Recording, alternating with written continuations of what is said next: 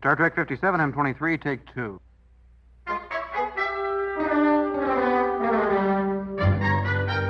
It's Scott Star Trek. Episode 39. Lower Decks, Season 1, Episode 3. Temporal Edict. Permission to speak freely? You always speak freely. Nobody can stop you from speaking freely. All right, you know what you've got going on? You have broad shoulders and shiny hair, and you talk a good game, but when it comes to actually doing the job, you don't have it. I'm calling bullshit on your whole thing here, sir. You're so busy breaking protocol that you never look ahead. One of these days you're gonna get someone killed, Ensign. With all due respect, sir, my friends aren't trapped in an alien prison. Your team is. That's not my team. It's our team. But I guess you don't think that way. Got all that out. I don't smoke cigarettes anymore. Isn't that crazy? You should start again. Let's all start again. Yeah, just for the fun of it. Just walk. We can hang out Hang out and smoke cigarettes. outside, be all It's cold. like the old days. We can get we could get sick and still smoke anyways because you smoke on a cold when it tastes all nasty. Yeah, still you do it anyway. Even though it's terrible. It's an addiction. Yeah. So this episode of Star Trek LD was LD. Season 1, Episode 3. Temporal Edict. Yeah. And I thought it was funny because when I saw the name of the episode, Right. Obviously this was the intention, was the presumption there would be some form of time travel shenanigans going on. Yeah, and at the end he just locks it in that they're just making fun of that. Boimler goes, clocks, time, schedules. You guys are under the strict scheduling too? It's like, you think it's like some kind of time thing. So made it seem like this time travel episode near the end. And plus there's all these crystals everywhere. Like, what's the deal with all the crystals? Time crystals. Those people right. were really into crystals and they didn't like wood. Yeah, they were super against wood. Kind of weird redneck alien. It was a sex wood, right? Wasn't it some kind of That's what they were fertility saying. symbol, yeah. Fertility So they symbol. were presented. They were offended by a dirty wood. What about the beginning of this episode? Did you enjoy the opening teaser? fertility totem? Oh yeah, that was cool. For Mavok Prime. Okay, sorry, I just had to get that out. The beginning where he had that future violin, and his two songs he played were Essence, and which is a song about his mom, and Requiem for a Hug. That was also about his mom. Yeah, and then Mariner just rocked out, and the audience was displeased either way. And the green chick was playing drums. In both cases, the audience was being polite. Clearly, they were not enjoying either Boimler's weird future violin concerto thing or the loud music that Mariner and Tendi were doing. But they were being good Starfleet officers. Like when Data supporting their reads friends. poetry. Yeah, exactly. Precisely. And some of them are kind of all right, but we're here. Yeah. And they'll clap all, good job. When the Klingon goes what is the meaning of this intense bass? It's funny, but I was also I don't know. It's kind of right. What's the meaning of this intense And he bass? tells that guy that he's gonna die today or something. It's it's like some kind of joke. This intense bass. I don't know. I guess that's true though. What was the meaning of all that bass? No, and they're it was on your end, buddy. Yeah, it was a bit silly. Yeah, that's okay. Yeah, it's fine. The ship, the opening I noticed this time originally I thought that the Cerratos fired at that Borg ship and then left after firing one shot. And I realized, no, the Borg fired on it once. and then it turns around. Yeah. And then it's got some kind of Lovecraftian that thing. succo monster on the warp nacelles. That actually first reminded me of Lovecraftian succo monster. Yeah, that's the bosses, the bad guys in Mass Effect were called Reapers, and they lifted that from Lovecraft. So that's first what came to mind, and then I was like, it goes before that. That's a cool thing, right? How big is a warp nacelle, you think? That's what that was, right? They're pretty big. Yeah. I mean, it depends on the ship, but, it's still pretty big on a ship, even that size. Which movie was it? There was a movie where they went on the dish in that shooty... In First Contact. That was First Contact. Yeah. They went on the dish, and then the Borg are all trying to attack them. Yeah. They And then get into a big fight. those awesome boots they have. Yeah, I want to watch that scene again because I like scenes where they're outside walking on the ship and it's look at all that ship. And It is cool, It's a big house. I've noticed that we are seeing more and more of that. Obviously, on the original series and TNG, a lot of those that you didn't see so much of that, and presumably that was partly a production limitation. Got to be expensive to pull that off and make it look not stupid. The animation one was weird though because that showed some cool alien stuff, but that didn't really show too much because it might have been complex animation or something as opposed to. And also, just the concept is very 3D, 4D or something. Maybe it's just something that didn't occur so much to people that people would be wandering around outside of the spaceship. But ever since First Contact, we saw it.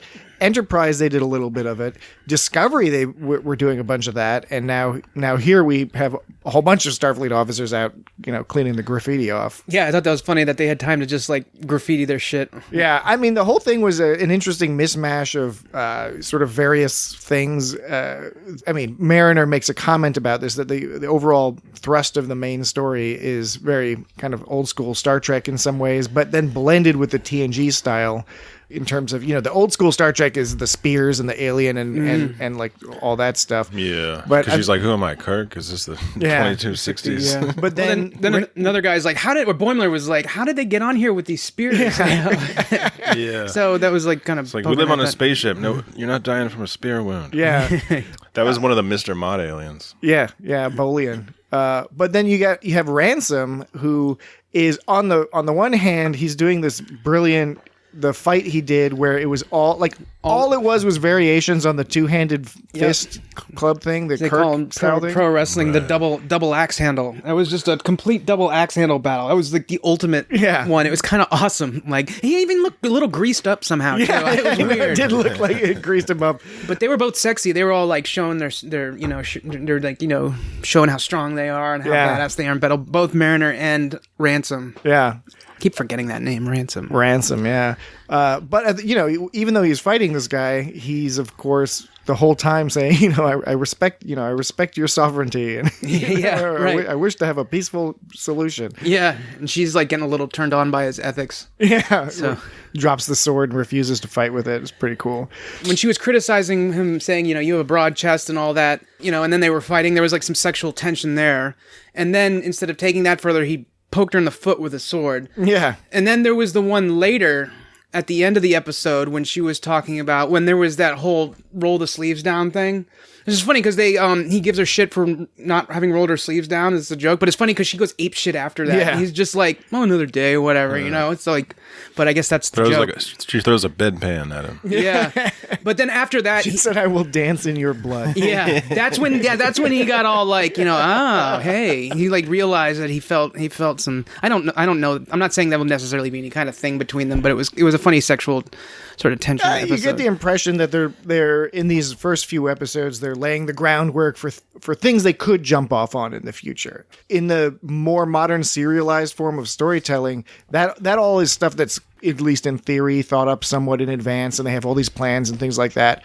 But what you can do when it's more episodic, I think, is you can have moments like these where you drop them in there, and then you have the option of doing more with it in the future if the vibe is right. So right. It gives you a little more flexibility. That gives the writers a little bit more flexibility on how organically these relationships grow. Yeah, that must be kind of nice to sort of throw out these ideas and sort of decide, well, we'll see if that pans out. If not, no big deal. Like, I know South Park, I think a few of their characters are like that. I'm thinking Scott Malkinson was probably one of those kinds of characters because he just came as he was this random like kid, who had a lisp and diabetes as his whole angle.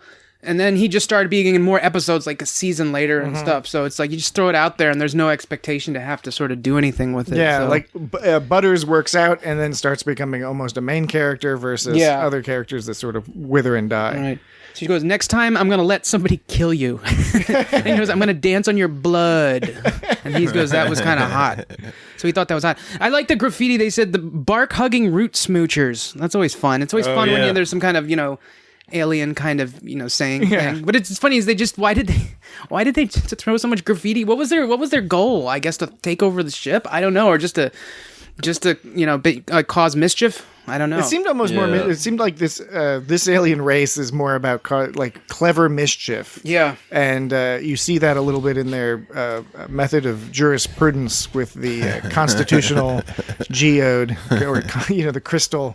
What was it called? The something geode? Some kind of geode, but then they described it as a constitutional crystal. Yeah, it was the adjudication geode. That's right. Adjudication geode. It was a special type of constitutional crystal we use to legally smoosh our criminals. So, a constitutional crystal. I think that's kind of funny. And That was that scene was funny because after he said that, there was just some random like worker guy who in the background, some old worker guy. He goes, crystals. Crystals. It wasn't very crystal of us. Yeah, right. It was. And there's like the guy on the ship towards the end that the security guys are beating up, and he's all like, crystals. Yeah, it's pretty clever. I like that. I like that bump set spike volleyball thing Shax was doing to that. See, those are the kind of fight scenes that I think it's kind of fun, but I can understand maybe if some people are put off by the level of ridiculous. It's like one guy just, in volleyball, he just does the bump and knocks the other guy up, and then like someone else sets it or something. Or maybe there wasn't a set, but he spiked it after that, and there was like on a pile of... For more details, go to volleyball.net. Yeah, volleyball.net. Look up bumps and spikes. Just do a Google search for bumps and spikes. Bumps and spikes. Yeah, that's it. So okay, here's a question for you though. We have two storylines going here. Mariner and Ransom is one storyline, and then we have what's going on the ship in terms of the captain. Captain Freeman is freaking out because she thinks the ship is being, is considered sort of a joke in Starfleet, and so she wants to get her people working harder. And as is unfortunately all too common with managers, she decides that she needs to micromanage and track everything Amazon style, with the obvious result being nobody's doing a good job anymore. Like they brought that horny wood instead of the crystal, which started the whole problem to begin with. So, but which one is the A story and which one's the B story? Okay, so that was tricky because, so first of all, I noticed that this one was like the first in that there was like panic on the ship, The first there was some infected, that makes people like zombie-like, and they were like running around being crazy on the ship. This time there was panic on the ship because this was tricky because there was two reasons of panic. One was because they got overworked, and then of course the other is they got invaded, and everyone's just like total panic and mayhem is going on. That's funny. The thing that got them to fight good is she told them you can have your buffer time back. Yeah, do whatever you want, and they're like and then they start kicking ass, which is kind of funny. But so the A plot, both of them seemed. So last week's one, the B plot was on the ship. Usually the B plot's on the ship. It seems like to me. And last week it was just the thing about Rutherford. I was going to say Ruffalo. Rutherford was going around trying to get different jobs. Wasn't that basically the thing? Mm-hmm. Yeah, that was basically it. So there was some pretty serious shit going on the ship, but that was like a result of also what happened on the away team as well. Mm-hmm. So I would guess that the time was the B story, but it intersected with the A story because it caused chaos that allowed those aliens to invade, and it caused the issue. I mean, on the one hand, I respect the argument. It doesn't matter. It's just some meaningless label. I agree with that. But I do think it's interesting to try to flesh out what the writers are thinking, what they're focused on. I will say I was less engaged with the on the ship storyline than with the Mariner Ransom stuff. Yeah. I don't know. For me, that was the more interesting. Oh yeah, that was like a minor. That was almost like a C thing going on. About Mariner's past, because she has all those scars, and she's like, I got this one here, and this one here, and this one in Scottsdale.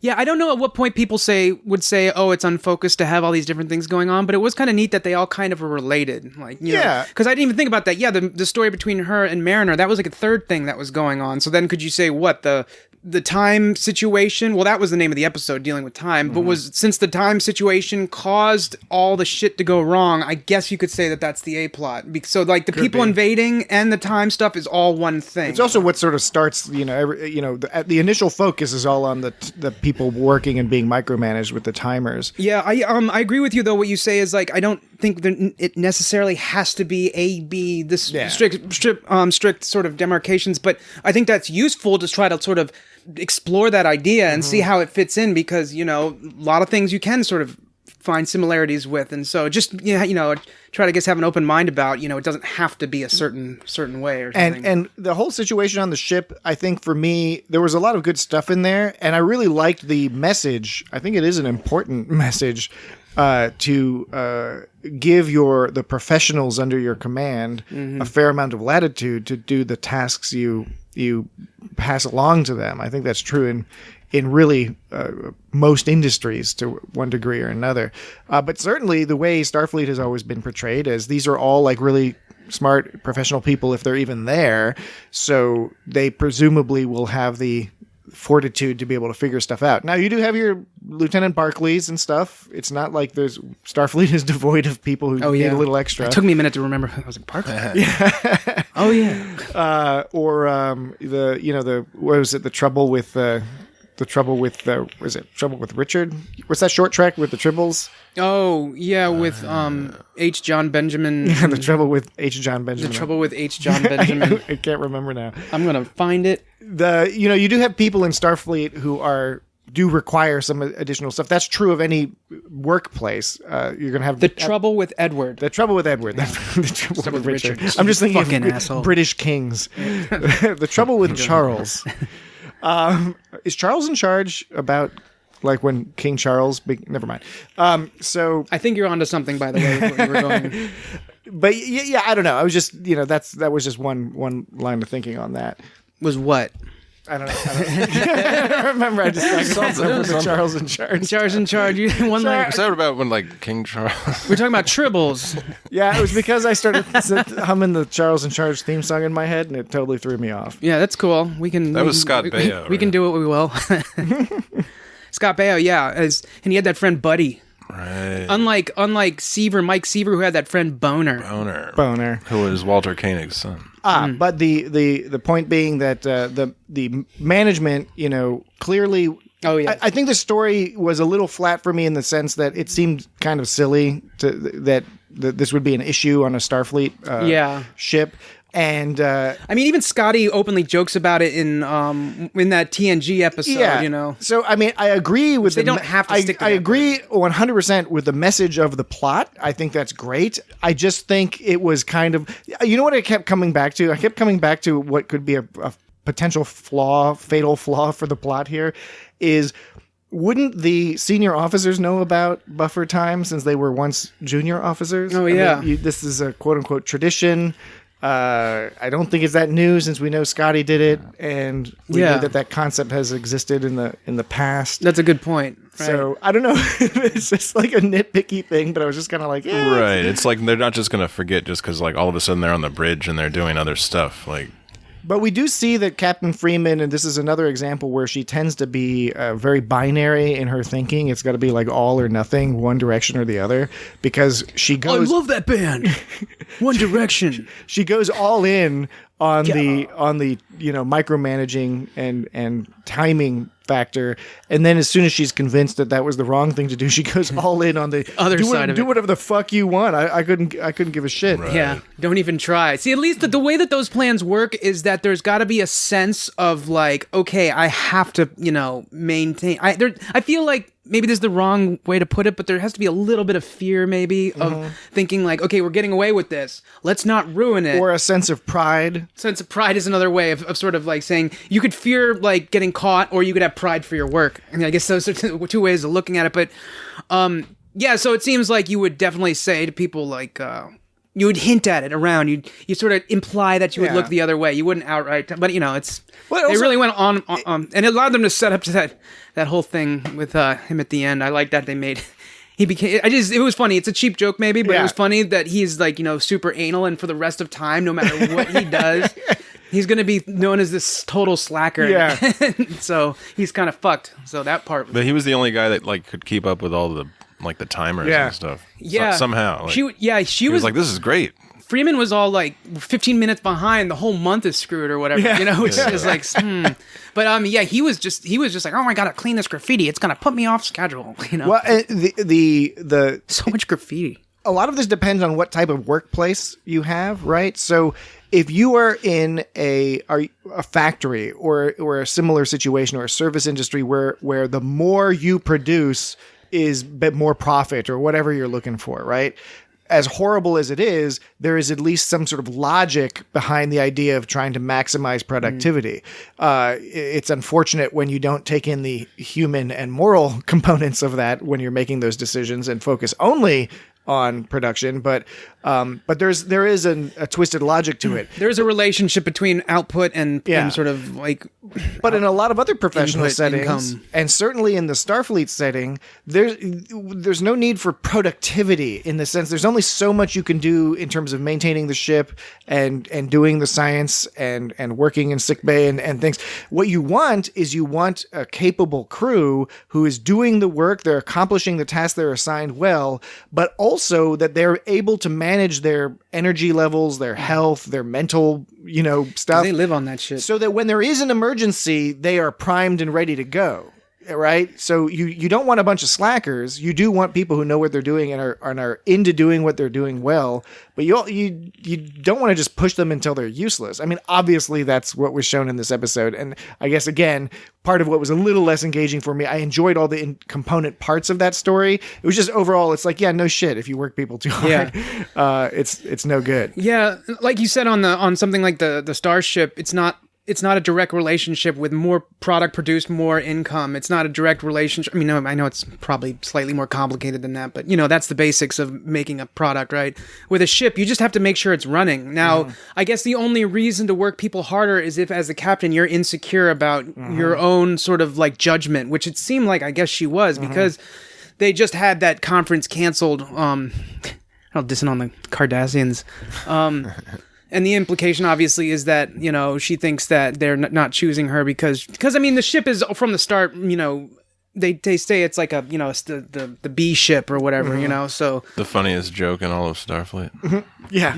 Well, it's interesting how they have positioned Freeman as being definitely having some insecurities and having some anger issues, which I guess we can see what influenced her daughter. They're framing her against Ransom, who is very optimistic. It's like in last week's episode when Rutherford was failing horribly in those holographic trials, and Ransom was just all excited about helping him. And in this episode, he's all excited about, telling Captain Freeman, no, maybe we're the funniest joke, all the, just whatever angle he could take, he was trying to take the positive angle. He did the same thing on the planet in a different way, of course, but, when he was in prison. I think, I did like, though, that it revealed more stuff about Ransom and that kind of situation. And it turns out he's not just a total two-dimensional putsy character and stuff. And then Vindor was good, where it's like, it's revealed at the end that those aliens, I forget their name, but that like they keep losing with this guy. Then they were talking about like, we should get rid of the adjudication geode and get a death race with a crystal car. So yeah, and then when Vindor, he's all like, "I like to read." That was really funny. The whole scene was really well put together because they're setting Ransom up when they're in the cage when he and Mariner are having that conversation, and she's asking to see his scars, and he says, I don't have any. And she takes that, she talks about how that means he hasn't ever put himself out there. He doesn't do the dirty work, right? Is that what she meant when he said it's our group? She was saying like, no, it's your group, meaning implying that he's trying to spread the responsibility out from less. Because there was one part where he goes, this is our away team or whatever, and she's like, no, it's your away team. And so I'm guessing, I wasn't sure like what was being said there, but the best I could guess is that like instead of taking a leading role, he's sort of spreading responsibility out. And that goes to what you're saying about the scars, how she had all these scars and she would take control, and I guess she just never thought. Well, I thought it was the scene there was a lot to unpack in that particular scene because we have seen this argument between people before in Star Trek about whether it should be the captain or commander who makes the sacrifice versus the loyal crew member who's going to protect the captain. We've seen both sides of it, right? Sometimes it's Riker who wins out saying he won't let Picard do something, or he does something to help protect Picard, or we might see the reverse where it's the captain stays behind to blow up the bomb, giving time for his crew to escape. And they've both been presented as the right answer. Right. Mm-hmm. And here they don't even resolve it, but they present those sides again, where both Mariner and Ransom, I think, from my perspective anyway, are making really good, reasonable arguments for why one or the other should be the one to sort of have the opportunity to take the sacrifice. And one thing it made me think of is whichever side you're on, is it like a class thing? Like, do you think is it like an upper class thing to be like, I'm the commander and I'm going to sacrifice myself for my team, or Yeah, or is it an ego thing? I don't know. There's a lot to think about there about how exactly to resolve that question about who would be appropriate to make the sacrifice. And I agree. And I think that goes along sort of like, with the note about, him thinking of it as our away mission versus his away mission. Just, this idea, I didn't know what they were getting at. I could sort of come to conclusions on my own, but I didn't know. And I guess you're saying, though, do you think that's a good open interpretation to have, where you didn't know like what their motivations are for like wanting to be the one to fight the thing, and even that alien guy's telling him it's like he's just gonna chop you in half or whatever, There seem to be kind of a couple different levels here, because there's the first level, which is just the argument over the team aspect,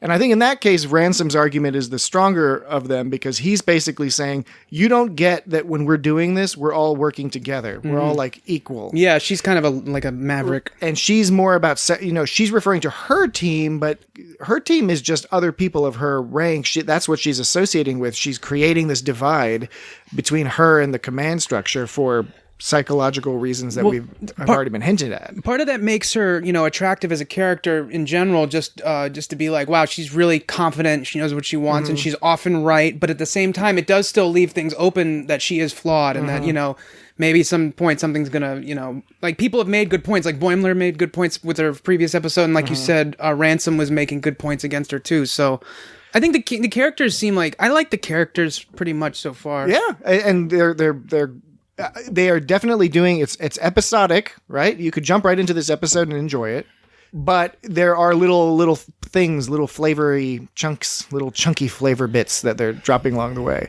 But then the next level in that cage scene is the team stuff, and then it's that whole who should be responsible for volunteering themselves for the dangerous thing that could, in theory, help save the rest of their teammates. Right, and they were both going for it. And they're both going for it. Now, the third level, right? The third level is, in this case, both of them seemed very confident, right? Mariner wanted to do it because she said she's done stuff like this before, and she was confident that she could win. Ransom, likewise, he doesn't really talk about it, but you can tell from his behavior that he doesn't think necessarily that he's going to die in this case. He seems pretty sure he can go out and kick this guy's Vindor's ass, which he does. So that adds a weird other layer, because neither of them probably assume that they are sacrificing themselves. So is it more of an ego thing at that stage? Right. Yeah. Once again, it was open-ended a little bit like that. I think the thing with her is that it's always she presents like she doesn't care, obviously, and what's sort of being one of the themes, of course, is that she's doing all this shit to try to prove her worth. Like, for example, going first to attack it. Yes, she's confident and probably believes she can, but she feels compelled to do that. Violently compelled to do that. They both do, and so, like you said, his motivation was probably just being, like you said, cocky and didn't think he could lose, and just like, it's his ship, and hers is, of course she was rejected, right? And then she says she doesn't give a shit and screw the upper decks or whatever. But she definitely shows her actions, even though she's always like, screw this place, I'm happy just here, I don't give a crap, what she says, and then some of the actions she takes sort of hint that maybe like at some point there'll be some sort of her like having to face that somehow, I guess. A comeuppance of some form or another. Electronet. The Galrakians electronetted him with their crystal net. The Galraki planet was cool. I thought it was sort of fun, all the crystal stuff. Yeah. The animation, they really did take advantage of They just went design. Full force with the crystal idea. Like, it's like, I don't know what we're poking fun at, but we're sort of poking fun at Star Trek. Which is good. I liked it. I thought it was funny. I'm digging on their some spears crystals. had funny crystals at the end. And at the end of the episode, when the invading force had cleared off, and they showed some people just going around like collecting some spears, cleaning the graffiti, just picking up bundles of spears. And they send like the other party down with like the crystal, and they get the right crystal this time, and not the funny dirty log, and like they're all happy. It's like, oh, you guys are much better. Yeah. Sorry about that whole. Yeah. I did like that line. It was very uncrystal. Yeah. Of us. Yeah. To do that.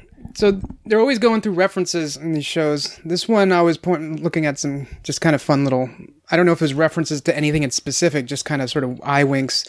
First of all, what was that field integrity tool that Boimler used when he was inside the brig when they were testing? He was like testing. He was like poking the force field. Yeah, with this field integrity tool that like fucking knocked him across the room. Yeah. You know what's the deal with that? What's the deal with these field integrity tools? Seems like you could do it some better way. You know, put it on a stick, a wooden stick or something. You know, put on that wooden sex log. Yeah, when they're talking the upper deckers, they don't know how long it takes to balance a phase variance. Little things like that. Balance a phase variance. Then they had one about the impulse manifest needs to be degaussed. I had to do that with reel-to-reels. I remember when you wanted degaussing you got to degauss it to clear it off. So their impulse manifest had too many magnets, and I guess they needed to clear You had out. to do that on the old CRT, cathode ray tube, for the youngins out there. Oh, CRT yeah. monitors. Forgot about that. A lot of them would have a degaussing button Yeah. or degaussing feature to get rid of the static electricity. You'd hit it and go boom, boom, and freak out for a second. It's kind of fun. Delta shift. Who's delta shift? You know, what shift are they? Delta shift is the It implies that they're on a four shift rotation, which is I think true. the same as the Enterprise. Wasn't it? Was it okay? So so correct what shift me. are they? Remember in Chain of Command, right, when the new captain came on, Jellicoe, who was an asshole to everybody, although he seemed to like also know what he was doing. I know he wanted to shift the crew rotations, and I can't remember if he wanted to shift from a four rotation to a 3 or a 3 rotation to a 4. I just remember he was pissing off something Riker. like Oh that, yeah, yeah. that was the one where that admiral came and was He like, wasn't an admiral, he was a captain. he was a captain, and Riker was immediately like, fuck this guy. And Everyone was like, fuck that was this the one guy. when Picard had Worf liked him. and of course, yeah, that's when Picard had to become put on the ninja gear, right? Yes, Yeah. exactly. He put on the ninja gear and got captured, and then they took the ninja gear off, and he was strung up naked. Yeah. Yeah. So we've seen full frontal before in Star Trek for people Yeah. who are complaining. So the closest we didn't see any Boimler nudity, but I guess the closest we got is when both of Mariner and Ransom. ranch dressing Ranch dressing. when they both took off their shirts. So that was not really the same. But oh yeah, bio bed. She was like 5 hours. Yeah. She was totally gonna say 5 minutes. Totally. It's like when people are like, Oh, that's great. 392 seconds, more like 392 fortnights. And it's like, what? You know, when people do that joke where they take the number of the smaller thing, of the smaller unit, they're like, I think it should take about 13 hours. They're like, 13 hours, more like 13 weeks, you know, and they use the same number except they up the unit. You know, Could you Right. provide a similar? I'm not quite getting it. Could you provide another example?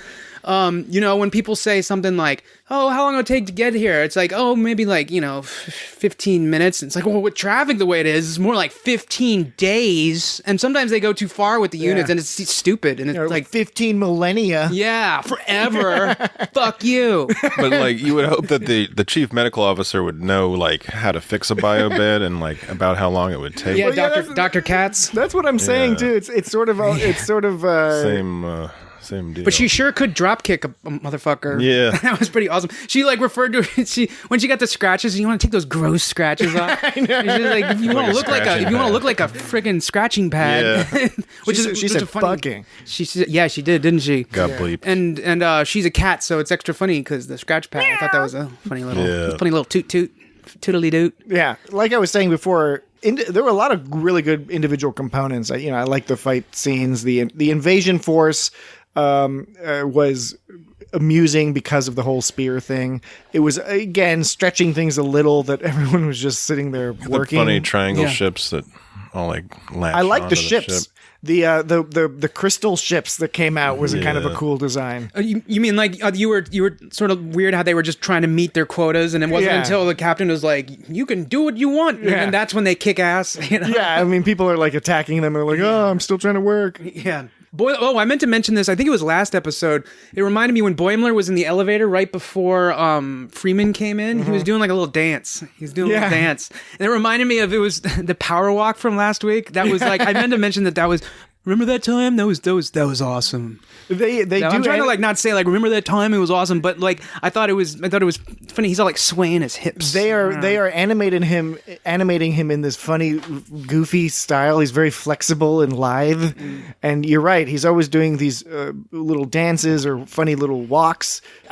enjoy how they animate his character and his facial expressions at the end when Captain Freeman was explaining to him how the Boimler effect that described like the importance of slacking off and cutting corners. Yeah. The look on his face was really kind of funny.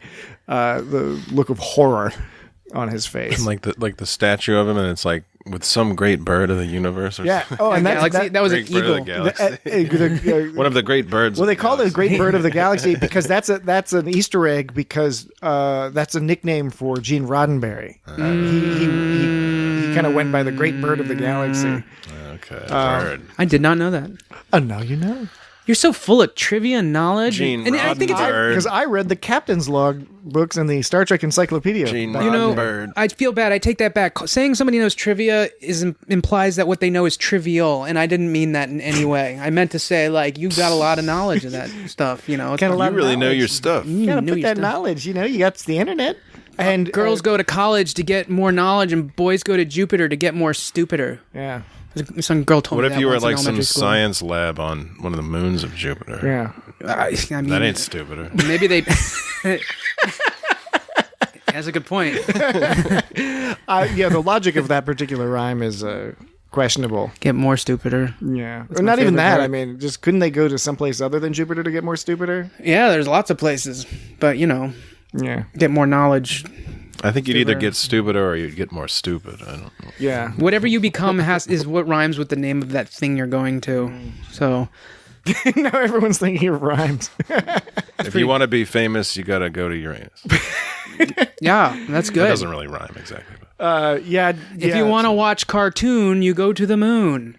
yeah, better. If you want to get a bat turd, you just go to Saturn. well, A bad turd. maybe a slant rhyme? I don't know. Slant What rhyme, do you yeah. call that? Some kind of slanted something. You just gotta. It's all in the way you present it. That's how you make It's it on the sound way and you use It's all in the delivery. good. Yeah. So yeah, there was the O'Brien thing. That was pretty clever. Yeah, that was the- pretty the funny. The TNG era O'Brien. TNG O'Brien, right. Yeah. It was very sweet. It wasn't even an Easter egg. That was just a great Star Trek joke. But Yeah, it was like really- works. It works because it's both a joke and not a joke. Right. Exactly. Because the argument is a good. You could argue that Miles O'Brien is the epitome of Star Trek, of Yeah. Starfleet. Yeah. And it's just so in your face with it. It's one of those moments of appreciation. I He's been in appreciated the most that somehow. episodes. Has he? No, Worf has been in the most. Oh, I'm sorry. That's right. Yeah, he's been in the second most of it. Yeah. He's Second got that comic that guy draws on the internet of like O'Brien. He's always in Yeah. the Chief O'Brien at work is Yeah. a brilliant, if often depressing. Yeah, his face always looks so. It's pretty great, yeah. It's pretty. And tight. this statue of him evoked that because it has him standing at his control panel from Transporter Room 3, Yeah. which, as we all know, because his favorite. Picard thought, at least Picard thinks it's his favorite. I still maintain that when Chief O'Brien left for Deep Space Nine and Picard said, "This is your favorite transporter room," I still maintain that at that moment Chief O'Brien was like, "You know what? Fuck this guy." Right. This It's guy- like if he's like, oh, this is your favorite screwdriver to use. It's like, no, this is the screwdriver that I have to use. Like, it's my fucking job, asshole. Mike McMahon, in an interview, the creator of Lower Decks, Mike McMahon said that, referring to the Miles O'Brien joke, he said that of all the characters in Star Trek, we have the most complete arc with Miles O'Brien because we see him as a more junior officer rise through the ranks. We see more like him- Ryza through the ranks. We see him You as get a it, Ryza. yeah, Okay. like Sorry. We all got it. like a penile erection. And then like a sort of. Ryza where you go on the planet and have sex with people. Yeah. The rise of Jamahara. Yeah, and Ryza, like my penis, it a Ryza. Yeah, like that. You know? Too. It's both. It's it a Ryza. Jamaharan. Yep. But with O'Brien, we've seen him as a single man. We see him meet his wife and get married. Everyone's so mean. Keiko. Everyone's so mean to Keiko. We see him have two Who's mean to children. Keiko? The audience. At the end of Deep Space Nine, he becomes a professor at Starfleet Academy, which he never attended because he's an enlisted. Right. He was person. an enlisted man. Right. There was an error. So he didn't have to go to that stupid convention that Picard had to go to that they couldn't get to because they were stuck in a Yeah. they were stuck in a time loop for that episode. No, they were. Well, that was more of a higher level. That was thing. when Well, that was when O'Brien said like I don't have to go to this shit because I'm enlisted. wasn't Yeah. that when Data's having dreams? Yeah.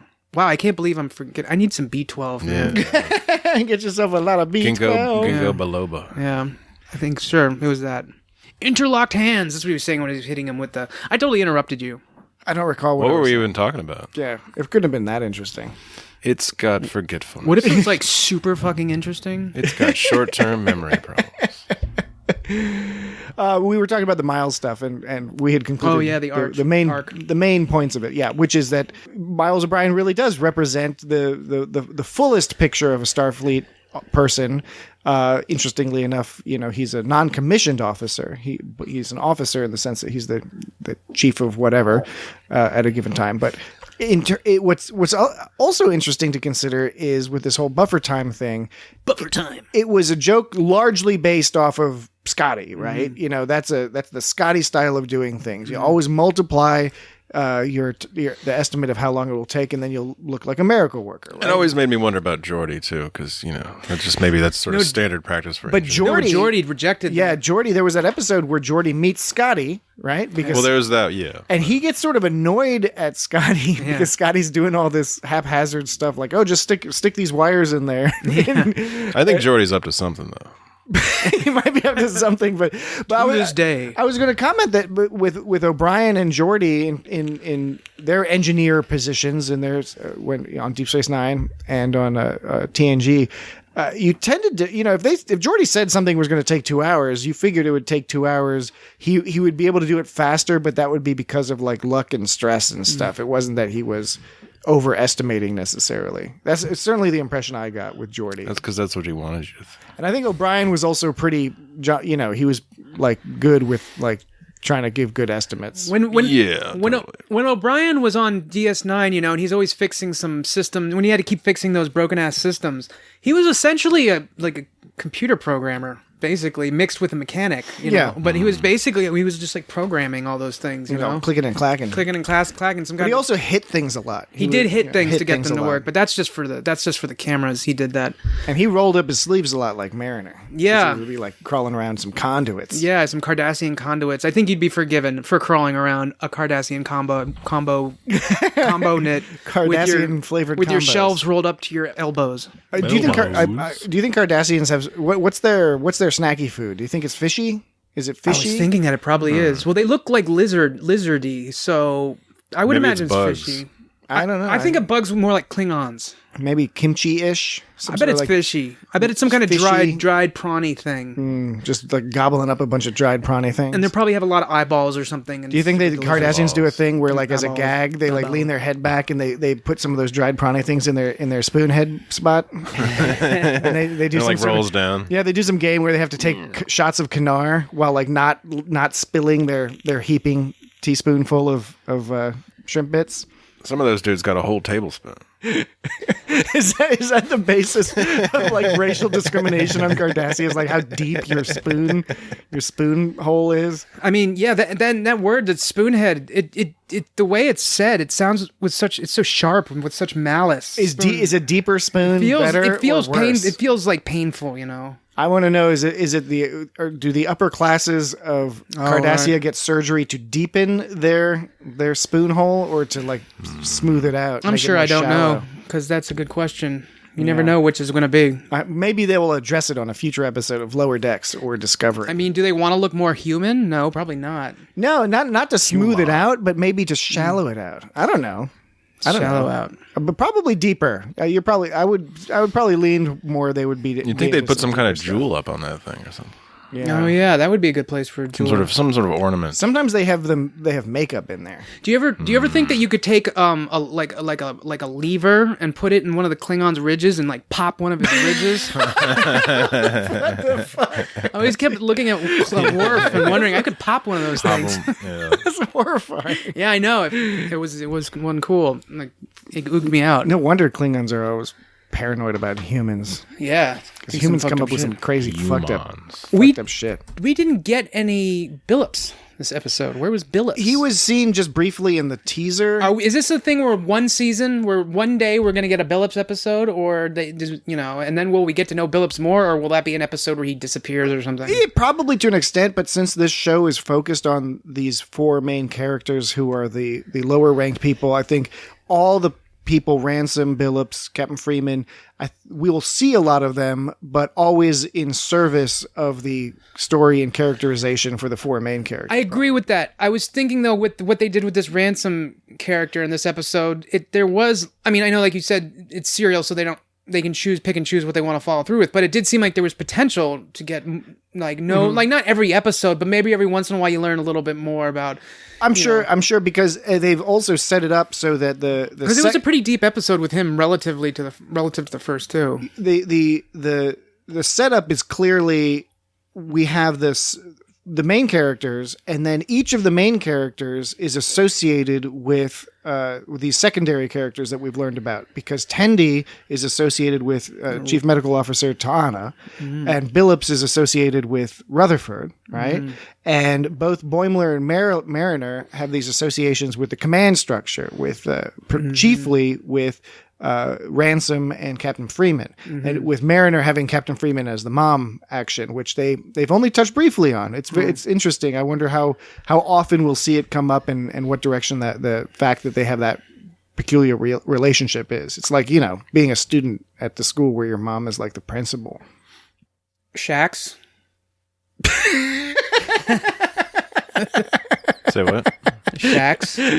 Yeah, Shax is just sort of there. I don't know. In terms of who he's associated with. Let's start listing characters. Yeah, just start naming names. Shax seems to be a little bit more of the not everyman character. That's not really what I mean, but he interacts with everybody in some sense or another. And I like that again in this episode he referred to Ensign. It was like, oh, you're that huffy Ensign. And then he called him Ensign Bremler.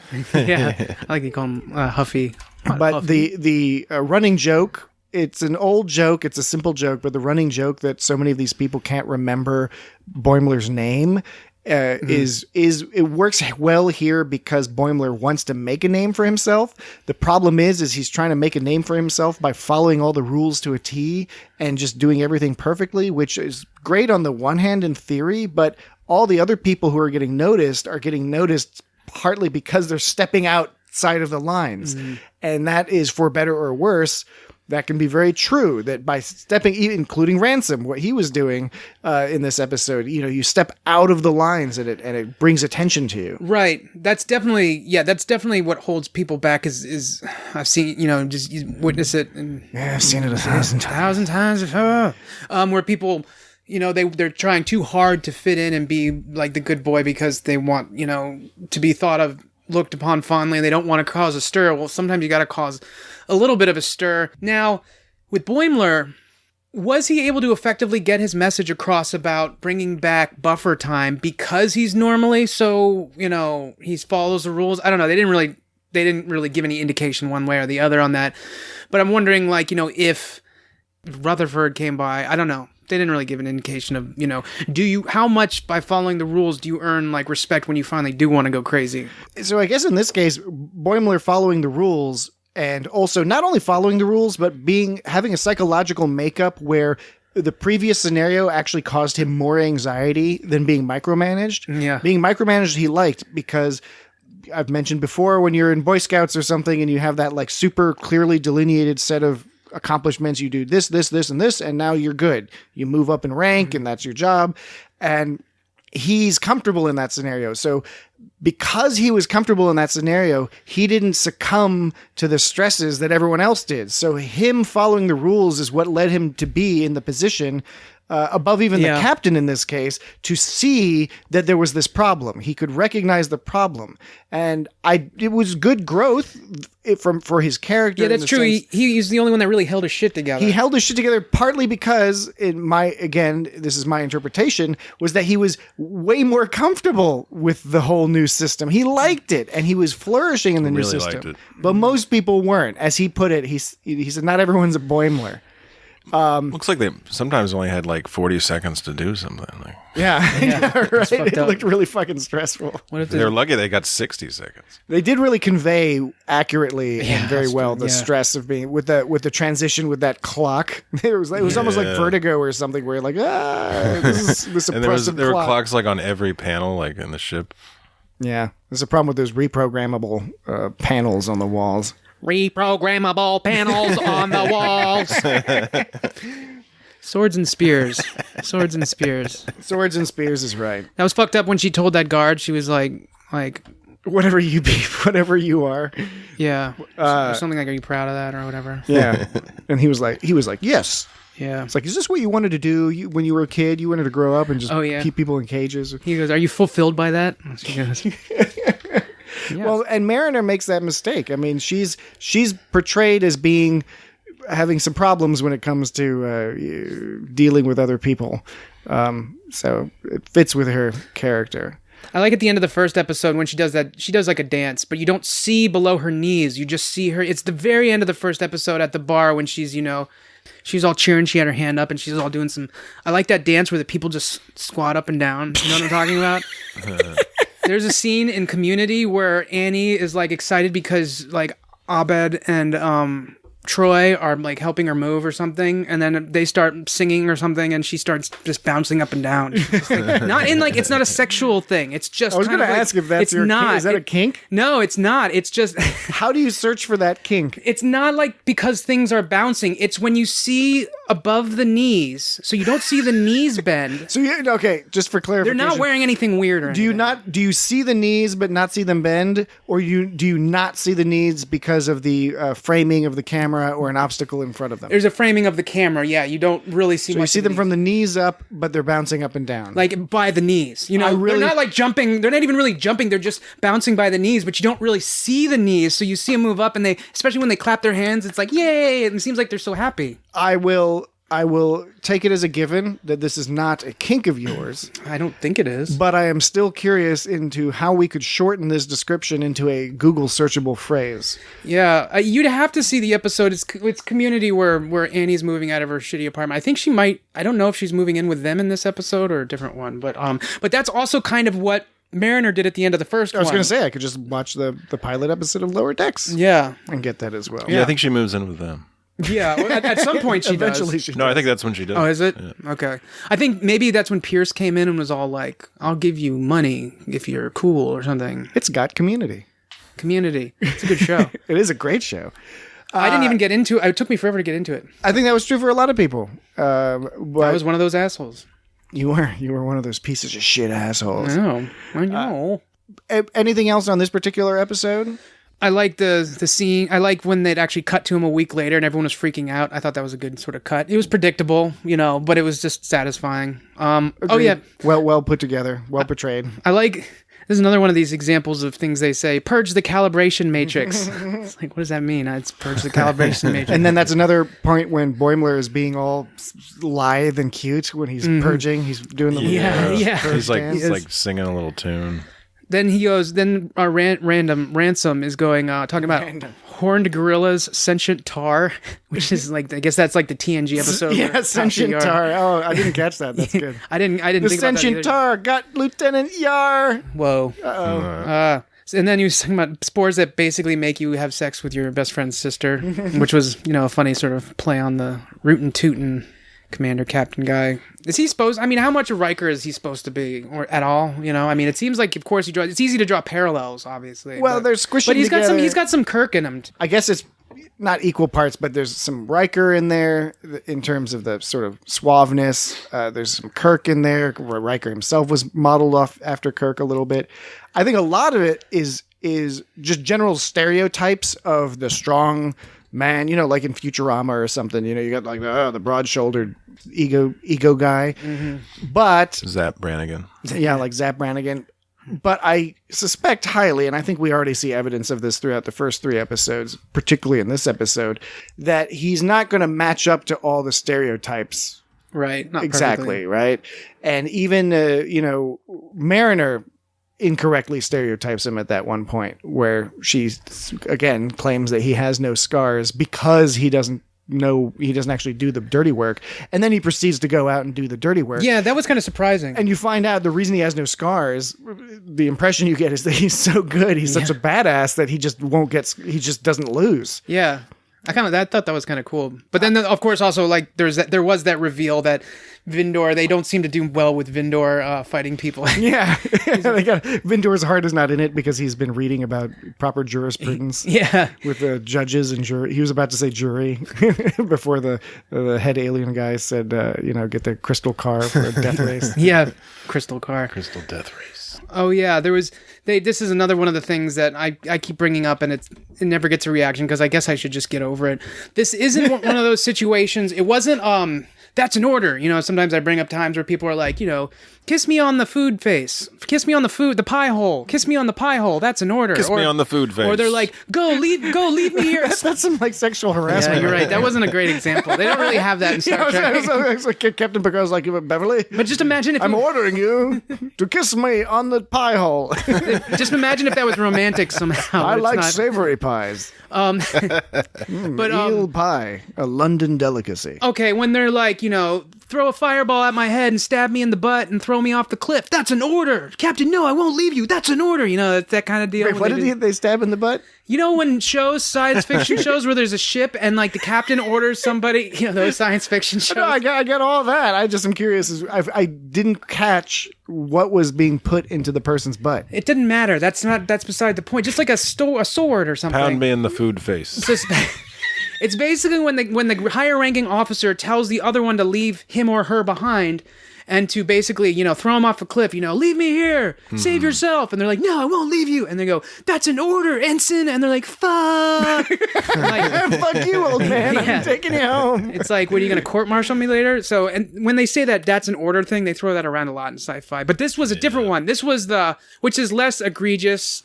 Once again, maybe I just need to get over it. They did the permission to speak freely thing, but that kind of fit in because the answer was like, no, there's no point in telling. In this case, it was a characterization. Yeah, it's like you wouldn't listen anyway. So, yeah, I find that very interesting. The concept of the permission to speak freely because, generally speaking, in the history of Trek, when you see something like that, you usually know somebody's about to lay down some shit. Because all the officers seem to speak freely anyway. They only ever say that if they're about to be like, I disagree with you, Captain. You're being crazy.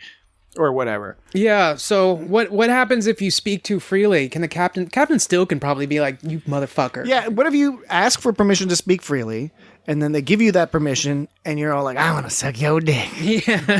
Yeah, what happens and then are they like, you're getting in trouble. And you're like, but you gave me permission. Yeah, I can say whatever I want. You said. I just want to take it out and look at it. Can I just look at it? I haven't compromise. You said it. You don't have to do it. I'm just asking. Yeah, you said it was okay if I asked whatever. Promise you won't get mad? Sorry, that's a tangent. I'm going off the rails here. So yeah, I mean, bark hugging root smoochers. Yeah, I did like that. I like that line. As with the previous two episodes, there were a lot of good lines here and out, and double axe handle fight. There was great Star Trek references, great jokes on Star Trek references, and the good part though is it's not 100% reliant on those references because the bark hugging root smoochers is a good example of that's a joke that works in the context of this particular episode. Overall a good job. I was again a little less engaged in that the on-ship story compared to the previous two episodes, but the Mariner and Ransom stuff for me kind of stood out. They mentioned benzites. They haven't mentioned benzites in this show yet, I don't think. We saw a benzite. They're the ones, I believe, that have the mouth thing. Yeah. The guy who's hanging out with Wesley at that time. Oh, yeah, that's what he's doing. Yeah, and he was kind of an uptight rule follower kind of thing. I wonder if I don't know if that was just that character from that TNG episode that was like that, or if that's a benzite trait, but it would be interesting if Boimler kind of gets annoyed at benzites because they have a similar personality to him in terms of being all serious about like, oh, this is what we're supposed to do. That's always classic scenario. So you know those benzites, right? You know what they need to chill out? You know what they need to chill out? Oh no. Some benzos. Not bad. That kind of works. Kind of. Some benzos. They need that to chill. Yeah, benzodiazepine. To chill their butts out. Yeah. Don't mess with that stuff, kids. Stick to like the illegal drugs. They're safer. Yeah. Some of them anyway. Not all of them. Most of them. All right. Well, I think that'll probably just about do it for us this week. It's got an ending. It's got an ending. It's got Star Trek. As per usual, this is the portion of the show where we do our best to convey to you Do your best. how you can communicate with The us best. and provide us input on these conversations and discussions. Because it's the finest of the flavors. Song drives me. If I'm alone, I'll just like obsessively say over and over again, it's the finest of the flavors. It's the finest of the flavors. What's that? It's the finest of the flavors. It's that Bare Naked Ladies song. Yes, it is. From American Pie. Da-da-da-da-da-da-da-da-da-da. It's the finest of the flavors. I'll just walk around saying that, and it gets like really compulsive that I have to keep saying it more, and I'm like, oh, I can't say it as much as I want, and then Those I have to guys stop. are really weird. This is legitimately upsetting. I don't even like that I'm song. very concerned about you. I mean, Bare Naked Ladies are doing their thing. Good for them. I'm happy for them. They're just not really. I'm not into. Apparently, it, one thing they're doing is infecting your brain. Yeah, so- I mean, this is many, many years later. Yeah. You probably haven't actually heard the song in a long time. It's been a long time. It's been 2 years. been- It's the finest of the been- flavors. A doobie doobie doop doop. A doobie doop doop. Because it's the finest of the flavors. It's the finest of the flavors. It's the finest of the flavors. It's that time of the night when Dan has gone insane. Or is losing composure, but that's okay. That's okay. This is the perfect timing for it. Losing composure. I like that. So I remember once you told me I was being recalcitrant. you probably were. Yeah, I'm sure I was. Just being disagreeable. So you're about being recalcitrant.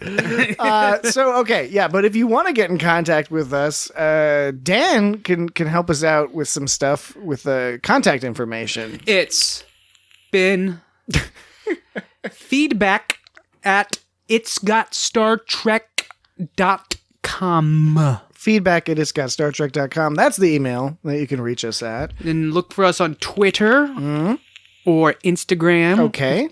At you say this is what it is at It's Got Star Trek.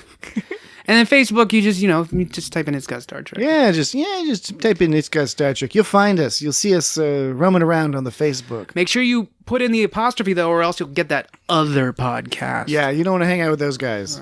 They're a bunch of misogynists. Yeah. I suspect that they are white supremacists, which is morally wrong. Yep. And Were those the people that were giving us shit for having the apostrophe?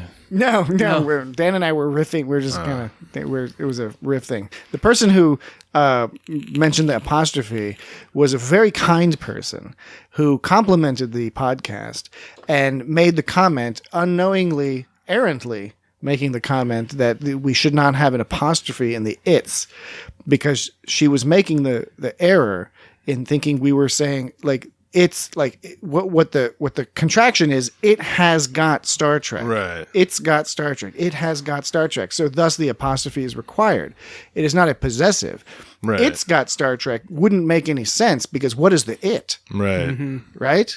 What is the Exactly. Is it the internet? And anyway, it's got Star Trek. And how does it have a got Star Trek? Yeah. What is a got Star Trek? What is it? It's The internet has Star Trek. Yeah, it doesn't make any sense, and so anyway, it was well intentioned, and we corrected her politely, and she accepted that correction, and is no doubt currently listening and appreciating the show because she just loves the show. So it was really Thank no you. problem at all. Yeah, it was no problem. It was no problem at all. Like you're like, oh, those fucking assholes. It's all good. Mildly criticized us. No, there are plenty of assholes out there, but we couldn't care Not less. this person. Yeah, this particular person was the opposite. You care were about all the right. people who are engaging with the show in a positive, constructive manner, even if their constructive criticisms are demonstrably wrong. But that's just the way it works. Yeah.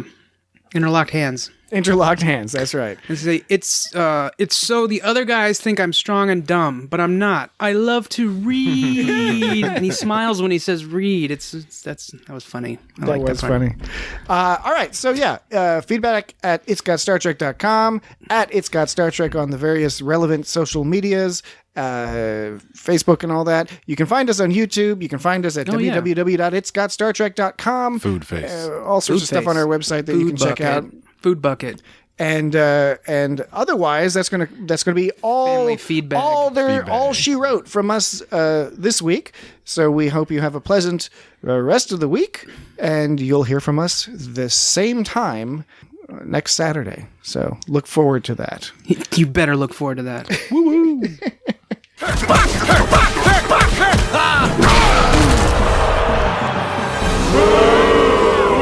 Interlocked hands! Stop! I submit! I thought you only said Vindor. It's so the other guys think I'm strong and dumb, but I'm not. I love to read.